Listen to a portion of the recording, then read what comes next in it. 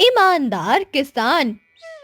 एक समय की बात है, सुंदरपुर नाम के गांव में रोहित नाम का एक ईमानदार किसान अपनी पत्नी टगोरी और बूढ़ी माँ के साथ रहा करता था। रोहित की एक छोटी सी बेटी थी जिसका नाम पूजा था। रोहित अपने परिवार का भरण पोषण गांव के प्रधान जी के यहाँ मजदूरी करके किया करता था। रोहित का घर का गुजारा बहुत ही मुश्किल से हो पाता था। रोहित के पास थोड़ी सी जमीन थी जिस पर टगोरी दिन भर मेहनत करके तरह तरह के फसल उगाती और गांव के बाजार के दिन सब्जियां बेचा करती थी। सारे सुंदरपुर वासियों टगोरी से ही सब्जियां खरीदते थे। सब्जी ले लो और सब्जी ले लो, ताजा ताजा सब्जी ले लो और सब्जी ले लो, हरी भरी और सब्जियां ले लो। हरी भरी सब्जियां 20 रुपए किलो, सिर्फ 20 रुपए किलो। और सब्जी ले लो। अरे टगोरी, कैसी हो? घर में सब ठीक तो है ना? और तुम्हारा छठा, गुड़िया, पूजा सब कैसी है? हारू काका, मैं ठीक हूँ और घर में भी सब ठीक है और मेरा छठा, गुड़िया, पूजा बिल्कुल ठीक है। काका, और बताओ, आज बाजार कैसे आना हुआ और काकी माँ कहाँ है? क्या बताऊं टगोरी, तुम्हारी काकी माँ किसी काम से दूसरे गांव गई है। इस कारण रसोई का सारा काम मुझे ही करना पड़ रहा है। तो सोचा बाजार से जाते समय सारा सामान लेते चलूं। अच्छा, तो ये बात है हारू काका बाबू।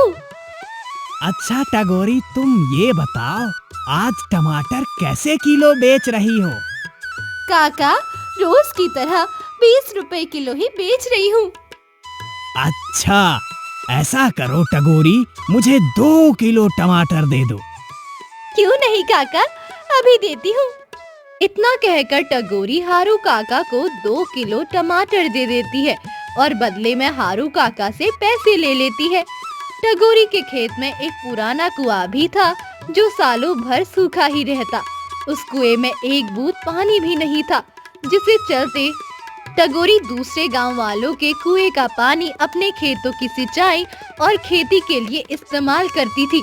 अपने कुएं से पानी लेते देखकर कुएं के मालिक नांतुओं को टगोरी से बहुत ही जलन होती थी।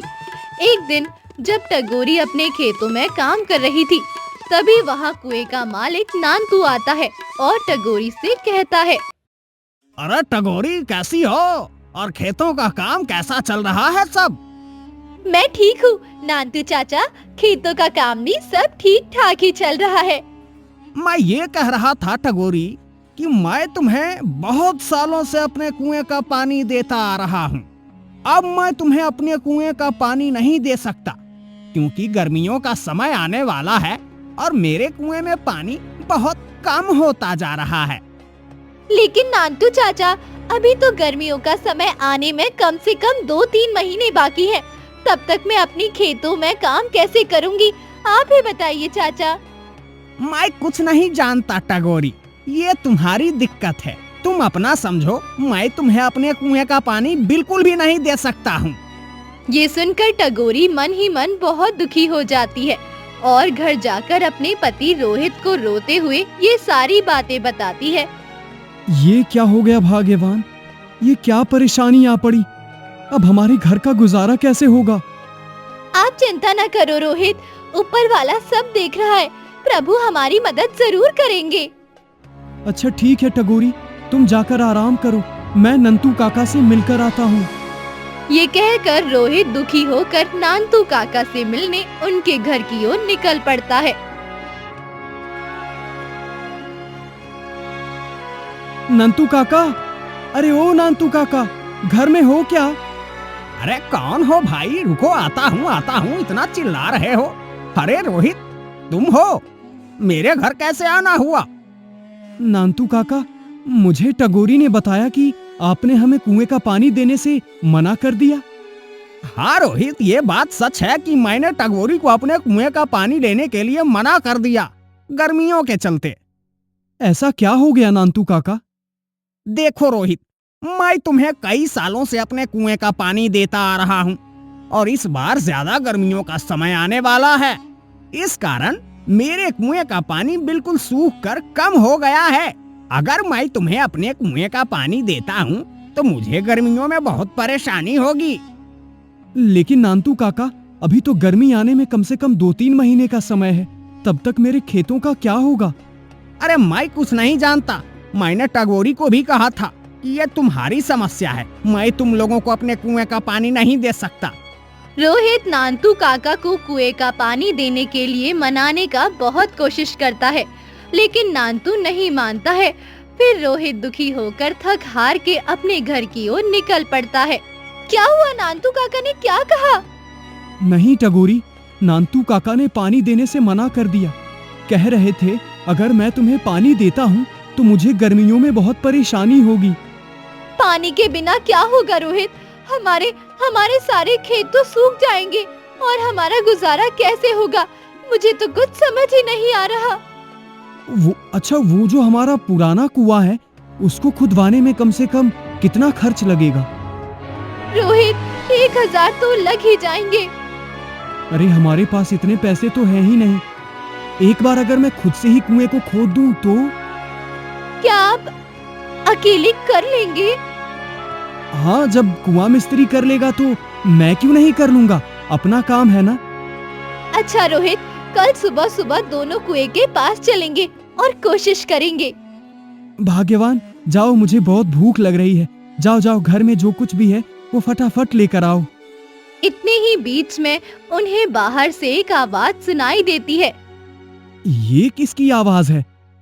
दोनों बाहर निकलकर देखते हैं तो एक भूखा साधु महाराज उनके घर के बाहर भिक्षा मांगने के लिए खड़े होते हैं। जो कुछ भी घर में हो, चावल, गेहूं, बाजरा, दाल, वो मुझे दे दो बेटा। मैंने 2 दिन से कुछ नहीं खाया। अरे साधु महाराज, हम सब पहले से ही इतने ईमानदार हैं। हम जैसे तैसे करके अपना जीवन गुजार रहे हैं। ऐसे में हम तुम्हें कहां से दान दें? रोहित की स्थिति देखकर बाबा जी बिल्कुल भी समझ चुके थे और बोले, कोई बात नहीं बेटा, कोई बात नहीं। ठीक है बेटा, अब मैं चलता हूँ। किसी और के घर में भिक्षा मांग कर खा लूंगा। अरे टगोरी, हमारे घर में बाबा को देने लायक कुछ भी भोजन है क्या? रोहित, हमारे घर में बाबा को देने लायक कुछ भी नहीं है। केवल थोड़े से चावल थे जो तुम्हारे लिए बचाकर रख दिए थे। अगर वो बाबा को दे देंगे तो तुम्हें भूखा रहना पड़ेगा। तुम उसकी चिंता मत करो भाग्यवान। अगर मैं बाबा को भूखा जाने दूंगा तो मेरे गले से भोजन नहीं उतरेगा।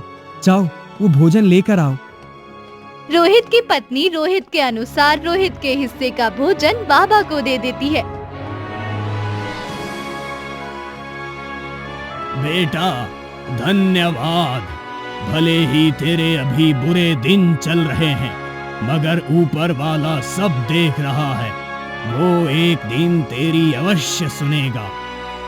फिर अगले दिन सुबह सुबह दोनों रोहित और उसकी पत्नी टगोरी अपने कुएं की खुदाई करने अपने खेत की ओर चल पड़ते हैं। देखो टगोरी, देखो, हमारे कुएं में तो एक भी बूंद पानी नहीं है। हाँ रोहित बाबू, प्रभु हमारी कौन सी परीक्षा ले रहे हैं, मुझे नहीं पता। फिर रोहित कुएं में नीचे उतरकर कुएं की खुदाई करना शुरू कर देता है। थोड़े समय बाद अचानक से कुएं की एक पत्थर के अंदर से बहुत तेजी से पानी निकलने लगता है। अरे, ये पानी कहाँ से आ रहा है? मुझे तो अपनी आंखों पर विश्वास ही नहीं होता। मुझे तो लगता है कि ये सब मेरे अच्छे कर्मों का फल है जो मुझे मिला। टगोरी सही कह रही थी और बाबा जी भी सही कह रहे थे कि तुम्हारे कर्मों का फल तुम्हें अवश्य मिलेगा। ऊपर वाले ने मेरी सुन ली। अब मैं इस पानी से अपने खेत की सिंचाई अच्छी तरह से कर सकूंगा। रोहित बहुत खुश हो जाता है और ऊपर जाकर टगोरी से खुशी खुशी में कहता है, भाग्यवान, प्रभु ने हमारी बात सुन ली। नीचे पत्थर से पानी निकल रहा है। क्या आप सच कह रहे हो रोहित? प्रभु ने हमारी बात सुन ली। अब हमें खेती करने में कोई परेशानी नहीं होगी। तो दोस्तों, आपने देखा ना, जो अच्छा कर्म करता है उसके साथ हमेशा अच्छा ही होता है।